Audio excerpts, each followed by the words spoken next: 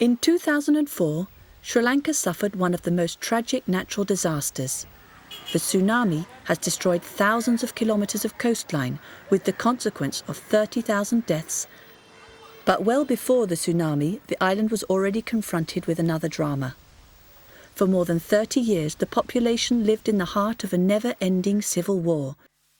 Since 1972, the war has taken the lives of more than 60,000 victims, and hundreds of thousands of people were displaced. The United Nations and the European Commission are present on the island to support the victims and to help the country get back on its feet.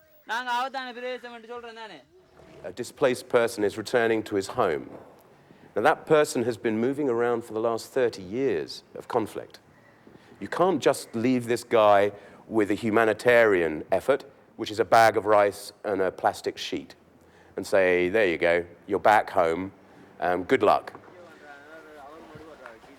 Aid is required to meet the essential needs of the people and help them improve their situation. But this is not enough. Aid must enable the inhabitants to become independent and to live from their own resources. In this way, they will recover their dignity and return to a normal life.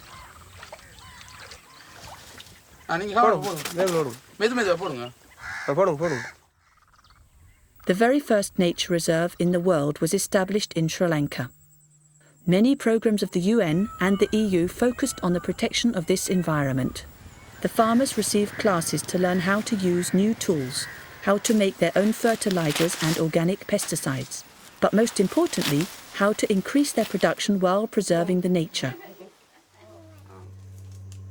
The United Nations and the EU worked together for a stable, sustainable Sri Lanka. 100,000 jobs were created, new roads built and favourable conditions created for the country to recover. We have a fair amount of programs to try to reach the poorest people in the country through income-generating methods. We call it livelihoods, small business development.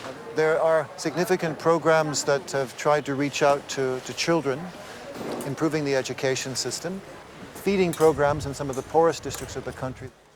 The United Nations and the European Commission have worked as part of the international community, supporting the government and the people of Sri Lanka. It is with the Sri Lankan people that the future of the country lies, and it is to them that the achievements truly belong.